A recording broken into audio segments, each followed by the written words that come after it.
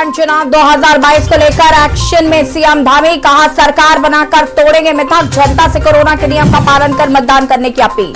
मनीष सिसोदिया आज उत्तराखंड के लिए कर रहे वर्चुअली संवाद, डिजिटल माध्यम से पार्टी की नीतियां जनता तक पहुंचा रही है। उत्तराखंड भाजपा, कांग्रेस और आम आदमी पार्टी जल्द घोषित करेगी प्रत्याशी, चुनाव का रोडमैप तैयार। चुनाव से पहले प्रत्याशियों का चुनाव सबसे बड़ी चुनौती। उत्तराखंड में आज से शुरू होगी बूस्टर डोज अभियान, 60 आयु वर्ग के ऊपर वाले लोगों का होगा टीकाकरण, सर्टिफिकेट लाना होगा अनिवार्य। उत्तराखंड के 5 जिलों में कोरोना के 91% मामले, कोरोना के मिले 1413 लोग संक्रमित, 1 की मौत। उत्तराखंड में बर्फबारी देखने को वादियों में उमड़े पर्यटक, जाम ने किया परेशान, यातायात व्यवस्था हुई फेल। आप देख रहे हैं की न्यूज, खबरों का सारथी। नमस्कार, खबर उत्तराखंड में आप सभी का स्वागत है। मैं हूं आपके साथ यशी शुक्ला। खबर हरिद्वार से है, जहां निगम की ओर से जारी किए गए खनन के पट्टों में सुरक्षा बल डिप्टी रेंजर का बड़ा खेल चल रहा है। ये टांडा भोगपुर में खनन से भरे हुए ओवरलोडिंग ट्रैक्टर पकड़कर उन्हें छोड़ने का खेल बदस्तूर जारी है। आज भी खनन सामग्री से भरे हुए ओवरलोडिंग ट्रैक्टर ट्रॉली सुरक्षा बल डिप्टी रेंजर के द्वारा छोड़ दिए गए। यहाँ कोई भी विभागीय कार्रवाई नहीं हुई। संबंधित विभाग के आला अधिकारी इस बात से बेखबर है। बता दें कि निगम के हर पट्टों पर क्षमता से ज्यादा खनन सामग्री पास के स्टोन क्रेशरों पर बेखौफ होकर ठिकाने लगाई जा रहे हैं।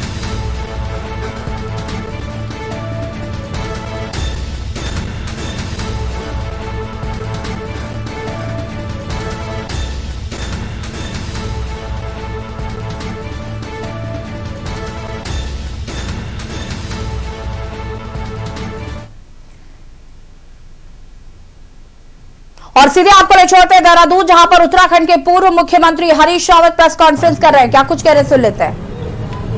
और सर, हमने ट्रायल किया, हम इस ट्रायल को और सघन करेंगे।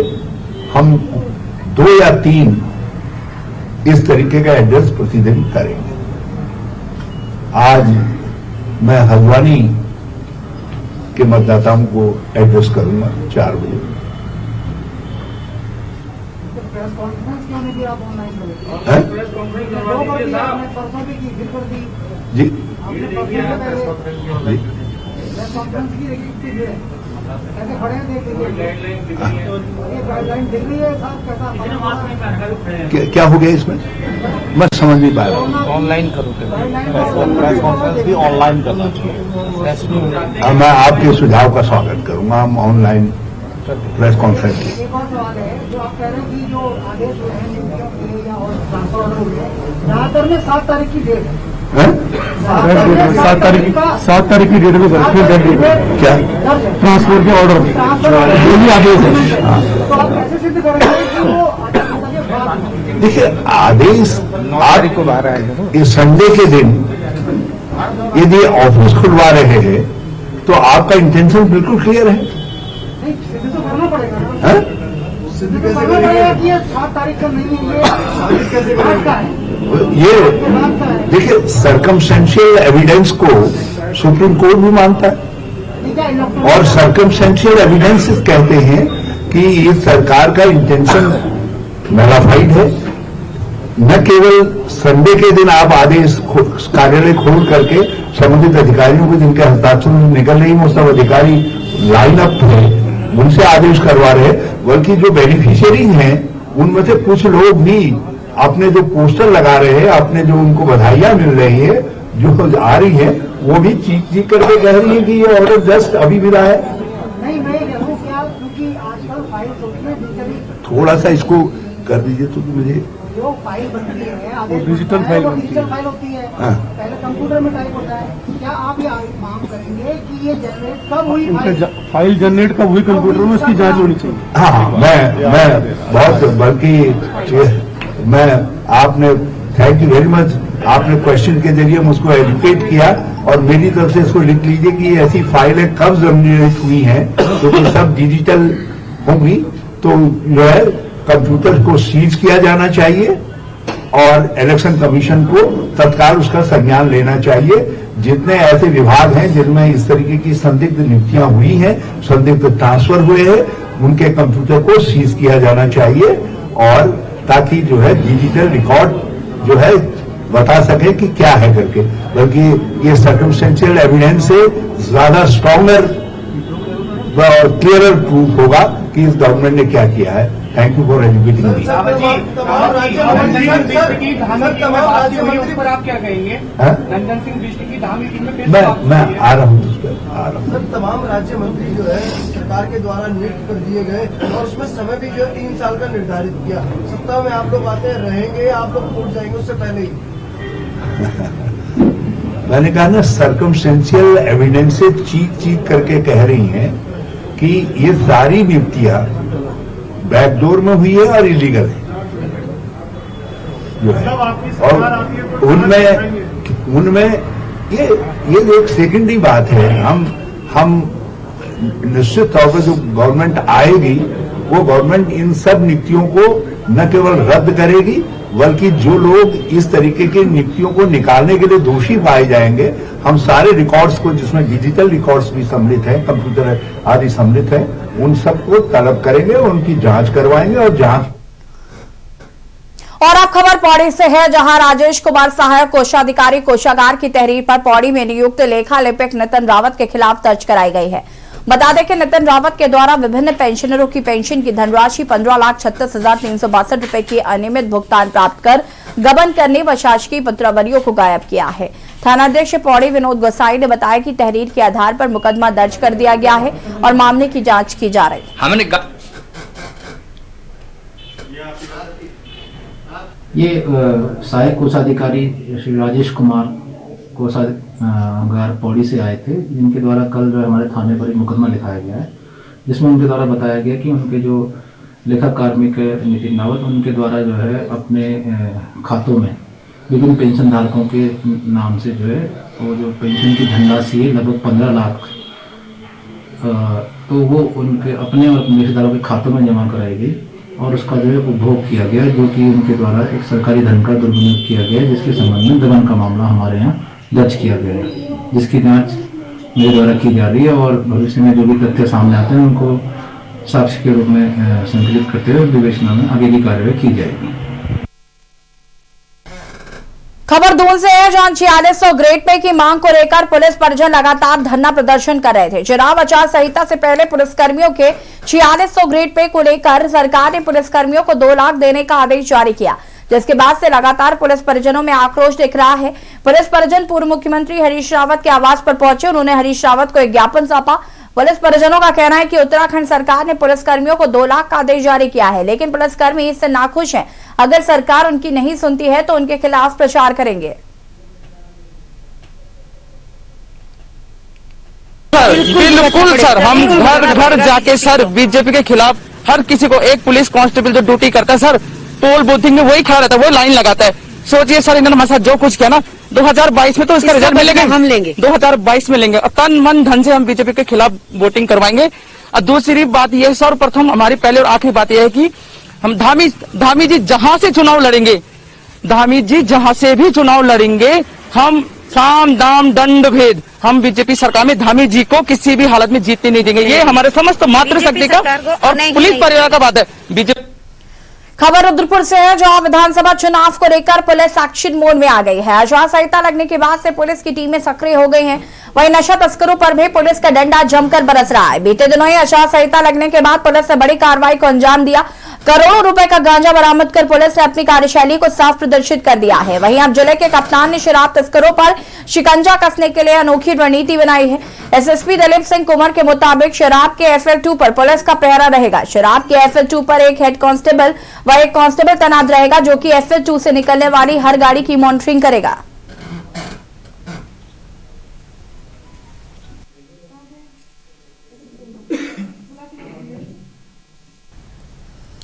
खबर दून से है, जहां खनन के ट्रक छुड़वाने के लिए पुलिसकर्मियों को मुख्यमंत्री के नाम से पत्र लिखने और उन्हें आदेश देने के लिए पीआरओ पद से हटाया गया। नंदन सिंह बिष्ट की फिर से बहाली कर दी गई है। आचार संहिता से 2 दिन पहले इसके आदेश जारी किए, जो आचार संहिता के बाद बाहर निकला है। आचार संहिता के दौरान नंदन बिष्ट की बहाली पर सवाल खड़े हो रहे हैं। वहीं पीआरओ की बहाली पर कांग्रेस के पूर्व मंत्री हीरा सिंह बिष्ट ने सवाल उठाते हुए कहा कि यह सबूत है कि सिर्फ लोगों को गुमराह करने के लिए उनको हटाया गया था। पेट्रोल डालने सोचिए हो जाएगा। कहा है इसे केवल आईवाश है। एक मुख्यमंत्री का पीआरओ कहता है ट्रकों को छोड़ दो, जो वहां से हिम्मत से पुलिस ने या रेवेन्यू डिपार्टमेंट ने बंद किए थे उनको छोड़ने का बाकायदा चिट्ठी जारी होती है कि इन ट्रकों को रिलीव। इससे ज्यादा प्रमाण खनन के माफियाओं के कब्जे में उत्तराखंड है या अवैध कमाई सरकार के लोग सरकारें कर रही हैं। इससे बड़ा उदाहरण, बड़ा निंदनीय है, बड़ा शर्मनाक है कि मुख्यमंत्री का ऑफिस इस काम के लिए हो कि अगर पुलिस ने या प्रशासन ने, रेवेन्यू डिपार्टमेंट ने अवैध खनन के ट्रक पकड़े उनको छोड़ने के लिए वो भी लिखित चिट्ठी जारी करे। चुनाव आचार संहिता लगने के बाद चुनावी सरगर्मियां तेज हो गए हैं। वहीं चुनाव लड़ने की दावेदारी करने वाले प्रत्याशी भी सक्रिय हैं। वहीं रुड़की से भाजपा के वरिष्ठ नेता और समाजसेवी वैद्य टेकवल्लभ ने पत्रकार वार्ता कर अपनी प्रबल दावेदारी पेश की है। वहीं उन्होंने व्यापारियों व शहर की जनता को भरोसा दिया है कि वो जीत के बाद उनकी आशाओं और अपेक्षाओं पर विश्वास पर खरा उतरकर ईमानदारी से कार्य करेंगे।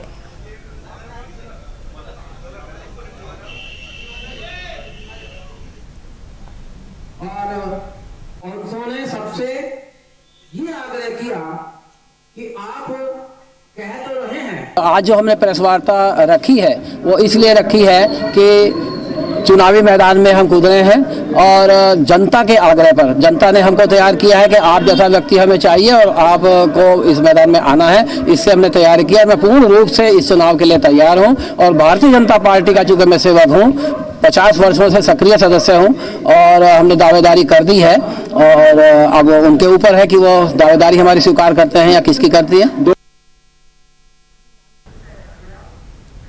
और मुख्यमंत्री पुष्कर सिंह धामी क्या कुछ कह रहे हैं वो भी आपको सुना देते हैं। कभी नहीं बदला, एक ही परिवार का बन रहा। हमने कभी पूछा क्या उनसे? और पिछले 6 माह से जब से मैं काम कर रहा हूं, हमने लगातार जनहित में फैसले लिए हैं, लगातार प्रयास किया है और माननीय प्रधानमंत्री जी के नेतृत्व में लगातार हमारा प्रदेश आगे बढ़ा। 1 लाख करोड़ की योजनाएं यहाँ के लिए स्वीकृत हुई हैं।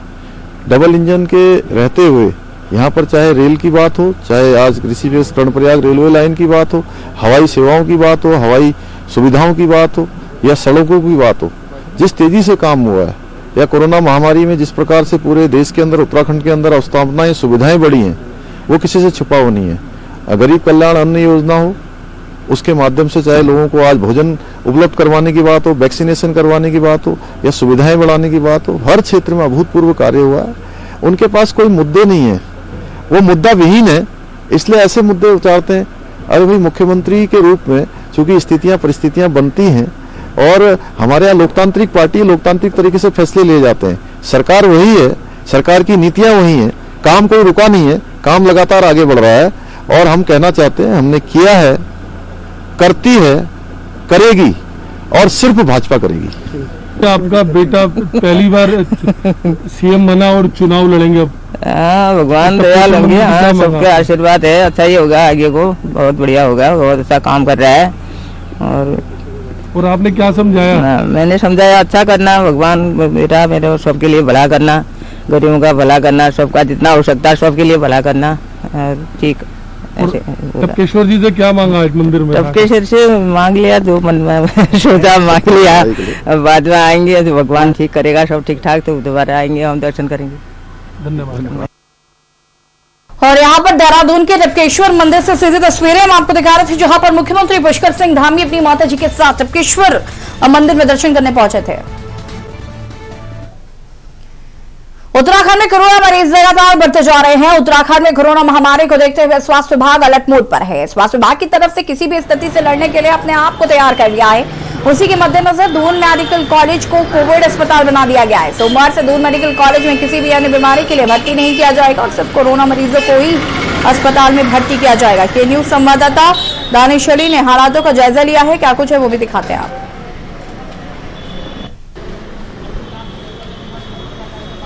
उत्तराखंड में कोरोना का ग्राफ लगातार बढ़ता जा रहा है। लगातार दिन ब दिन उत्तराखंड में जो कोरोना मरीज हैं वो बढ़ते जा रहे हैं। बीते कल भी 1560 कोरोना मरीज उत्तराखंड में पाए गए, जिसको देखते हुए दून मेडिकल कॉलेज को कोविड अस्पताल में तब्दील कर दिया गया है। इस वक्त मैं इमरजेंसी में मौजूद हूँ। आप ठीक मेरे पीछे देख सकते हैं कि ये दून अस्पताल यहाँ पर है और जो ये अस्पताल है कोरोना को देखते हुए यहाँ पर जो सामान्य मरीज होंगे वो यहाँ पर अपने जो उपचार के लिए जो पहुंचेंगे, जो उनको सिर्फ ओपीडी में देखा जाएगा। उसके बाद जो भर्ती की प्रक्रिया वो नहीं की जाएगी। सिर्फ कोविड के मरीज यहाँ पर भर्ती हो सकते हैं और जो तमाम जो सुविधाएं हैं वो सामान्य सुविधाएं जो सामान्य मरीज हैं उनको दी जाएगी। लेकिन जो भर्ती किया जाएगा, जो इमरजेंसी जो इलाज होगा इमरजेंसी में, सिर्फ वो इलाज कोविड के मरीजों को का होगा और उनको भर्ती भी किया जाएगा। उसको लेकर स्वास्थ्य विभाग ने निर्देश जारी कर दिए गए हैं और तमाम तरह की तैयारियां भी कर ली गई हैं, क्योंकि आचार संहिता भी लागू हो चुकी है कल। तो इसको देखते हुए स्वास्थ्य विभाग पूरी तरह से मुस्तैद दिखाई दे रहा है और आगे देखने वाली बात होगी कि किस तरह से इस पूरी स्थिति पर काबू स्वास्थ्य विभाग पाता है। अपने सहयोगी आशु के साथ मैं दानिश अली, के न्यूज इंडिया, देहरादून। रविवार को कलेक्ट्रेट परिसर सभागार में आयोजित प्रेस कॉन्फ्रेंस में जिलाधिकारी युगल किशोर पंत एवं एसएसपी दलीप सिंह कुंवर ने बताया कि जिले में 12,97,949 मतदाता हैं, जिसमें 6.25 लाख के करीब पुरुष और लगभग 6.5 लाख के करीब महिला मतदाता शामिल है। वहीं पहली बार 25,423 नए मतदाता इस बार वोट डालेंगे। साथ ही पहली बार 80 वर्षीय बुजुर्गों और 40% से अधिक दिव्यांगजनों को डाक मत का अधिकार मिलेगा। इसके अलावा जिले में चुनाव के मद्देनजर पुलिस कर्मियों के अलावा 35 कंपनी पैरामिलिट्री फोर्स तैनात रहेगा। साथ ही चुनाव में शराब परोसे जाने वाले पर अंकुश लगाने के लिए डिपो से लेकर ठेके तक शराब पहुंचने पर पुलिस की नजर रहेगी और शराब माफियाओं के खिलाफ कार्रवाई की जाएगी, ताकि इलेक्शन कैंपेनिंग में वो उसका इस्तेमाल न कर सके। सरकारी धन से कोई भी ऐसा विज्ञापन जारी नहीं किया जाता जिससे कि सरकार के लोग आम आदमी पार्टी की ओर से अधिकृत प्रत्याशी घोषित होने के बाद प्रवीण बंसल ने पार्टी हाईकमान का धन्यवाद देने के लिए एक पत्रकार वार्ता को संबोधित किया। विकासनगर विधानसभा से घोषित किए गए प्रत्याशी प्रवीण बंसल ने कहा कि बीते 21 सालों में भाजपा व कांग्रेस ने बारी बारी लोक लुभावन वायदे कर झेलने का काम किया है। उन्होंने कहा कि इन सालों में दोनों ही पार्टियों ने सरकारी धन की बंदर बांट कर भ्रष्टाचार को बढ़ावा दिया।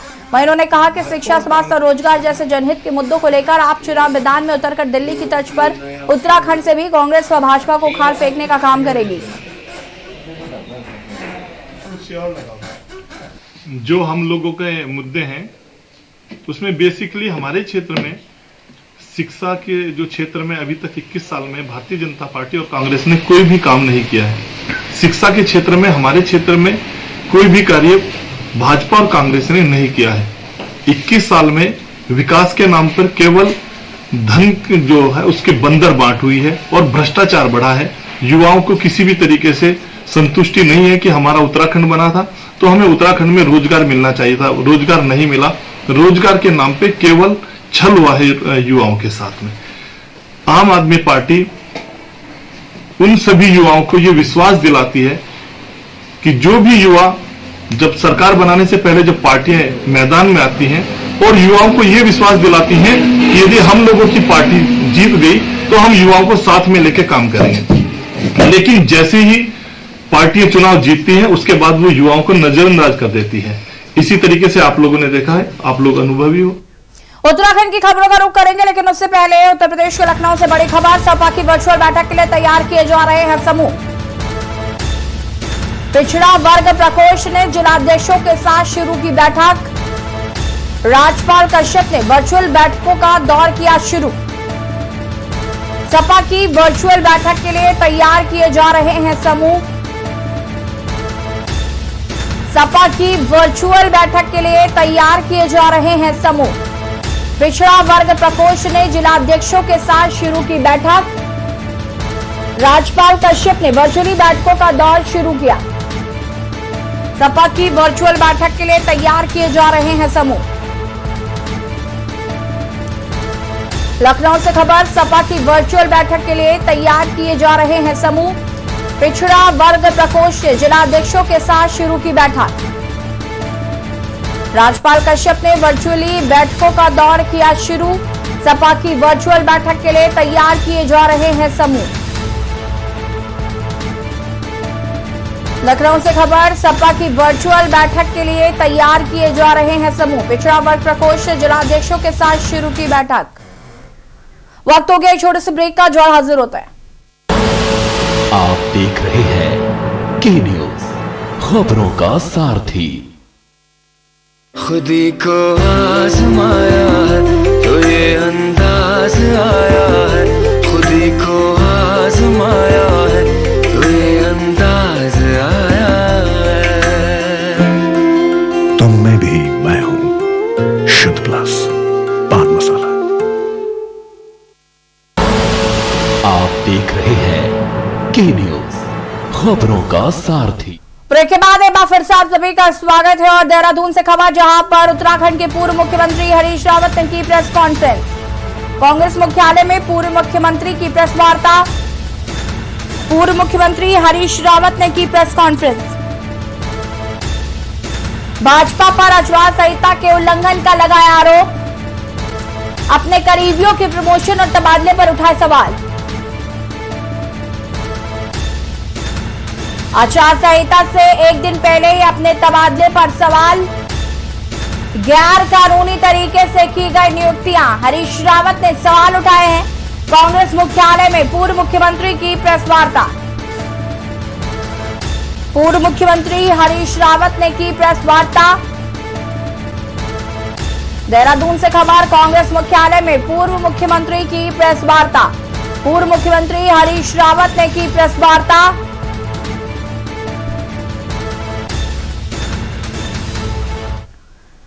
काशीपुर के गिरिदा झील में एक लावारिस शव मिलने से सनसनी फैल गई। दरअसल आसपास के लोगों ने शव को तैरते हुए देखा। इसकी सूचना तत्काल ही पुलिस को दी गई, जिसके बाद पुलिस ने झील से शव को निकालकर पोस्टमार्टम के लिए भेज दिया है। बताया जा रहा है कि शव करीब 10 दिन पुराना है और अभी तक शव की कोई शिनाख्त नहीं हो पाई है। वहीं पुलिस के अनुसार पोस्टमार्टम के बाद ही मौत के सही कारणों का पता चल पाएगा। वहीं शव की शिनाख्त के लिए भी पुलिस प्रयास में जुट गई है। मामला काशीपुर के कटोराताल चौकी क्षेत्र का बताया जा रहा है।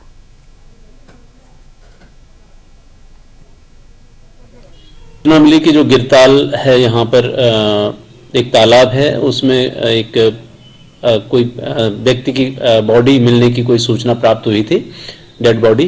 तो पुलिस ने जाकर वहां पर निकाल लिया है। कोई पुरुष का शव बता रहे हैं और ये 10-15 दिन पुराना है। तो हम इसमें पोस्टमार्टम करवाएंगे और उसके मृत्यु के कारणों का पता लगाने का प्रयास करेंगे।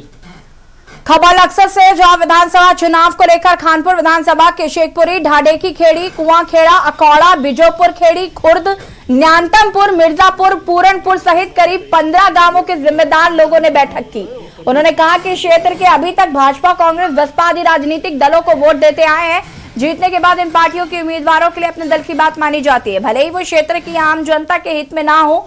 वहीं वक्ताओं ने पूरे क्षेत्र में घूमकर लोगों को जागरूक करने का फैसला भी किया। दिल से और मन से और धन से भी मुनेश जी के साथ है और मुनेश जी ने हर गांव से भारी समर्थन मिल रहा है। और इसलिए सभी किसान भाई और नौजवान, युवा, बेरोजगार जितने भाई हैं, मजदूर हैं, सब मुनेश जी के साथ हैं। कंधे से कंधा मिलाकर मुनेश जी का प्रचार कर रहे हैं। जसबीर जी और सभी मीडिया बंधु, इस बार हमने लगभग 2 महीने से हम घूम रहे हैं, तो हमको इतना जन समर्थन मिल रहा है क्योंकि हम अकेले यहाँ के लोकल कैंडिडेट हैं।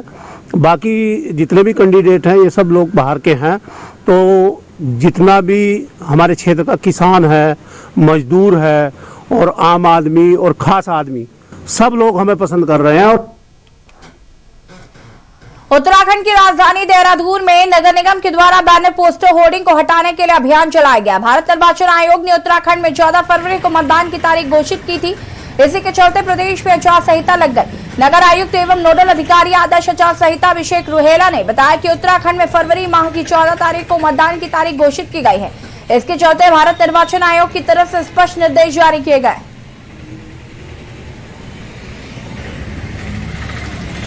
इसमें जो आचार संहिता कल लगी है, उसके बाद भारत निर्वाचन आयोग के निर्देश हैं कि प्रथम 24 घंटे में सभी जो सरकारी कार्यालय हैं उनको प्रचार सामग्री से मुक्त किया जाए यदि कहीं हो, और अगले 48 घंटे में, यानी आचार संहिता से अगले 48 घंटे के अंदर हमें जितनी भी सार्वजनिक संपत्तियां हैं उनको जो भी राजनीतिक दलों द्वारा प्रचार सामग्री इत्यादि अनधिकृत रूप से लगाई गई